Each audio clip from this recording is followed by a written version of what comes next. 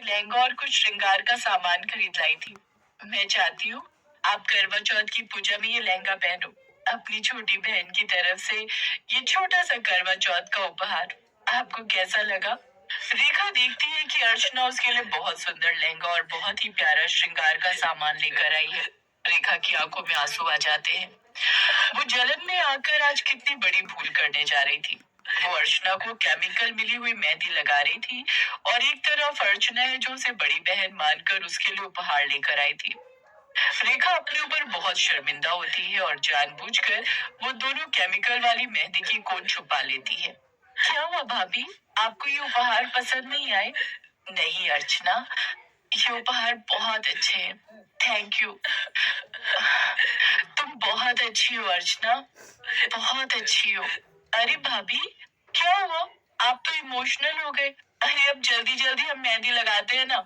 हम दोनों देवरानी जेठानी ये इनाम जरूर जीतेंगे। अरे दो कोन कहाँ गई? पता नहीं, ये दोनों कोन ना खराब हो गई थी तो मैंने फेंक दी। एक काम करते हैं ना, मैं पहले तुम्हें लगा देती हूँ, फिर जब तुम्हारी सूख जाएगी तो तुम मेरी लगा देना। मैं पड़ोस की दुकान से दो कोन और खरीद लाती हूँ। अर्चना पड़ोस की दुकान से दो कोन और खरीद लाती है।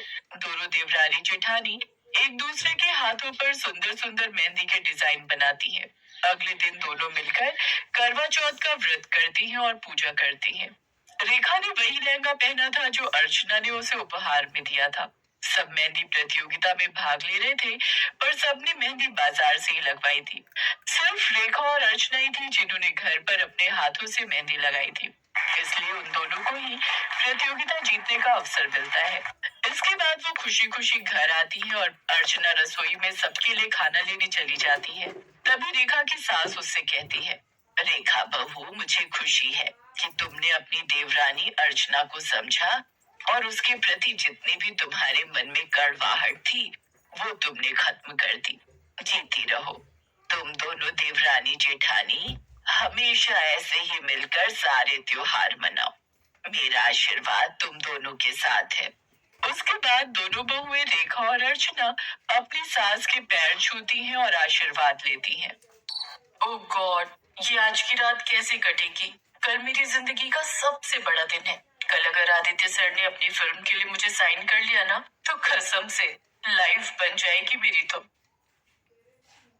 ये काम्या है। काम्या एक मॉडल है और देखने में बहुत ही खूबसूरत है। काम्या ने अब तक यूं तो मॉडलिंग के कई प्रोजेक्ट किए थे, लेकिन असल में वो तो हमेशा से एक हीरोइन बनना चाहती थी और अब उसे वो मौका मिल सकता था। अगले दिन काम्या बहुत अच्छे से तैयार हुई। उसने एक खूबसूरत ड्रेस पहनी जिसे उसने एक बहुत ही बड़े शोरूम से काफी महंगे दाम पर खरीदा था, और वो ड्रेस पहनकर तो काम्या और भी ज्यादा खूबसूरत दिख रही थी। काम्या के पास ज्यादा पैसे नहीं थे। फिलहाल पूरे महीने में बस एक या दो ही मॉडलिंग के प्रोजेक्ट उसे मिल पाते थे, जिनसे उसका गुजारा बड़ी मुश्किल से चल रहा था।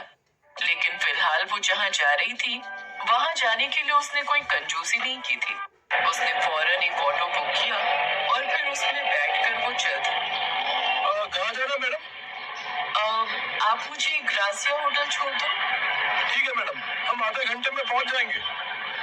ठीक है भैया। केशव, जो कि उस ऑटो का ड्राइवर था, एक अधेड़ उम्र का आदमी था। वो चुपचाप ऑटो चलाता रहा और पीछे बैठी काम्या अपने भविष्य के सपने संजोती रही। दरअसल वो शहर के सबसे बड़े और आलीशान होटल में होने वाली पार्टी में शामिल होने जा रही थी, जहां उसकी मुलाकात मशहूर फिल्म डायरेक्टर आदित्य से होने वाली थी। आदित्य फिलहाल एक मॉडल की तलाश में था जिसे वो अपनी अपकमिंग मूवी के लिए बतौर हीरोइन साइन कर सके। काम्या को पूरा भरोसा था कि वो खुद को उस रोल के लिए साबित कर ही देगी। और बस भैया, यही रोक दो। मैं आपको अंदर तक छोड़ देता हूँ मैडम जी। समझिए भैया, मैं अंदर ऑटो से नहीं जा सकती। अच्छा अच्छा, कोई बात नहीं मैडम जी। काम्या जैसे ही ऑटो से उतरी और केशव को उसके पैसे देकर आगे बढ़ी, तभी अचानक उसकी ड्रेस का ब्लाउज ऑटो के एक हुक में फंस गया और काम्या के आगे बढ़ते ही वो फट ही गया। Oh no, shit shit shit shit shit, ये आज ही होना था क्या? और वो भी इसी ड्रेस के साथ। ओह गॉड, अब मैं क्या करूं? पार्टी में कैसे जाऊंगी अब मैं?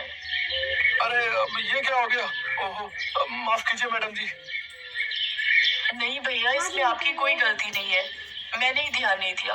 पर अब मैं क्या करूं? भैया